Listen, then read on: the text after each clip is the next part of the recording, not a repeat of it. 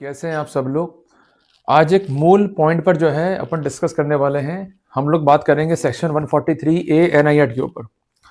देखिए basic problem क्या आती है आप सबको कि कैसे जो है कॉन्टेस्ट करें, क्योंकि आपकी नीड क्या है, आपको इंटरिम जो है पे नहीं करना है, और जो परिवादी है उसकी नीड क्या है कि उसको इंटरिम चाहिए ही चाहिए।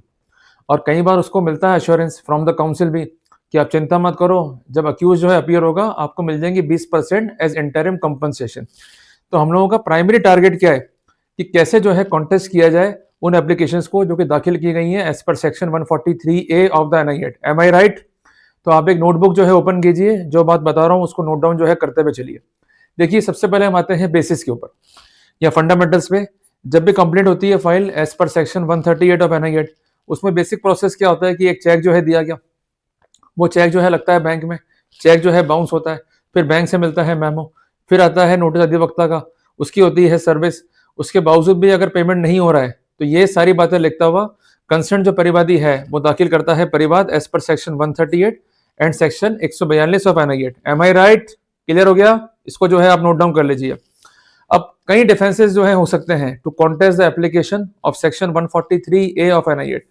डिफेंसेस क्या है संभावित कि अक्यूज का जो है अकाउंट ही नहीं, या चेक पर जो है साइन नहीं अक्यूज के, या कंसर्न जो परिवादी है उसने करी है फॉर्जरी। पर बेसिकली जो भी डिफेंस हम लोग लेके चलते हैं, हमको हमारा डिफेंस जो है स्पेसिफिक करना होगा और पिन पॉइंट करना होगा।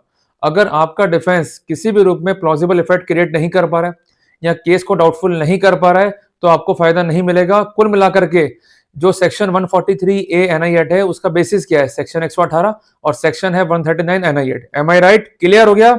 नोट डाउन कीजिए। तो कुल मिलाकर के जब भी आप कोर्ट में अपीयर होते हैं, जो कंसर्न परिवाद आपके सामने है उसका रिप्लाई जरूर पेश करें। इसके अलावा अगर आपको आया है नोटिस कंसर्न एडवोकेट से, उसका रिप्लाई जो है जरूर दें। अगर आप रिप्लाई नहीं दे रहे हैं तो आप खुद के लिए मुसीबत जो है पैदा कर रहे हैं। आप सबको ये मालूम होना चाहिए कि रिसेंटली कई गाइडलाइंस जो है अभी आई हैं ऑनरेबल सुप्रीम कोर्ट की, जिसमें कहा गया है कि जो कंसर्न आरोपी है कोर्ट उससे इंक्वायरीज भी कर सकती है और ये पूछ सकती है कि कंसर्न चेक आपने दिया था या नहीं दिया था, कंसर्न चेक पर आपके साइन है या नहीं है, कंसर्न जो परिवादी है उससे आपका ट्रांजेक्शन है या नहीं है। तो इसलिए मैं बार बार कह रहा हूं कि do not take the cases of check in the casual way. कारण क्या होता है कि यहाँ पर डबल प्रिजम्पशन है, धारा 118 का भी है, धारा 139 का भी है। अगर आपने प्लॉजिबल व्यू को सस्टेन नहीं किया तो ऐसे सिनेरियो में आप फायदा नहीं ले पाएंगे। इसलिए बार बार मैं कह रहा हूं इन सब बातों में जो है ध्यान रखें। अगर आपका डिफेंस ये है कि खाता आपका नहीं है, इस बात को लिखो रिप्लाई में और कोर्ट से मांग करो कि इस बात को वेरीफाई करने के लिए सेक्शन 94 बी एनएसएस की लाइट में या धारा 348 बी एनएसएस की लाइट में डॉक्यूमेंट्स को जो है मंगवाया जाए बैंक से, ताकि आपके राइट जो है अफेक्ट नहीं हो। देखिए लाइबिलिटी कब बनती है कि जब कोई ट्रांजेक्शन हुआ है, उसके पास जो है पुख्ता सबूत है, मैं बात कर रहा हूं परिवादी की, और उसके सबूतों पर आपका कोई स्पष्ट खंडन नहीं है। अगर वो स्थितियां बनेंगी तो हमें कोई नहीं बचा पाएगा 143 ए एनआई एक्ट से। पर अगर हम स्थितियों को ही डाउटफुल करने जा रहे हैं, means there is no transaction, number 1 कि अकाउंट जो है हमारा नहीं है, चेक पर हमारे जो है साइन नहीं है, इवन जो परिवादी है उसे चेक का मिसयूज किया है, हमने काउंटर केसेस जो है दर्ज कराए फॉर्जरी के, ये सब बनते हैं प्लॉजिबल व्यू ताकि हमको जो है फायदा मिल सके।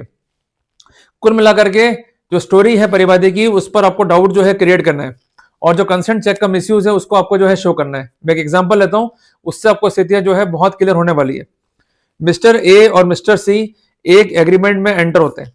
एग्रीमेंट था regarding the sale of vehicle और लैंड। हम एक एग्जांपल ले रहे हैं, एग्रीमेंट जो है फेल हो गया। अल्टीमेटली जो मिस्टर सी था उसने चेक का मिसयूज कर लिया। अब ये तो है स्टोरी। अब इसको सपोर्ट करने के लिए आपको एविडेंसेस जो है कोर्ट में रखनी होगी।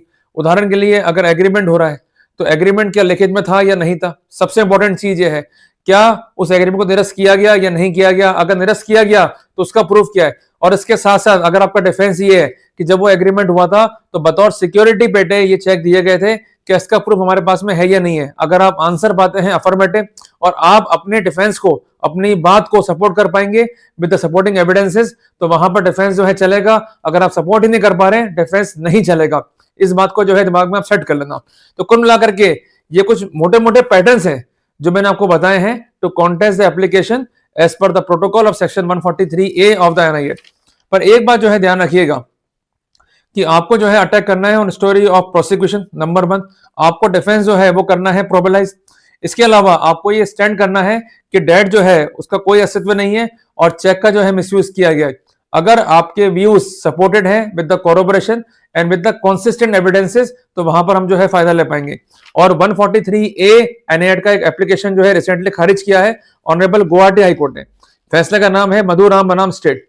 फैसला का डेट है 22/1/2026। इंपॉर्टेंट जो है फैसला है। तो जब भी कॉन्टेस्ट करेंगे तो हम इस गाइडलाइन के तहत जो है ड्राफ्टिंग करेंगे, अपनी बात को पुरजोर तरीके से बिफोर कोर्ट रखेंगे ताकि हमारा जो है नुकसान नहीं हो और हम इफेक्टिवली अपने केस को जो है कॉन्टेस्ट कर पाए। घबराइए मत, आपके अपने अधिकार हैं। जब तक अधिकारों को यूज नहीं करोगे, अपने अधिकारों को पुट इन नहीं करोगे, नुकसान आप ही खाने वालों। इसलिए लॉ के लाइट में ड्राफ्टिंग करो, केस को समझो, एज पर लॉ जो है रेमेडी को सिक्योर करो। जल्दी मिलेंगे एक नए टॉपिक के साथ। टिल देन, जय हिंद, जय भारत।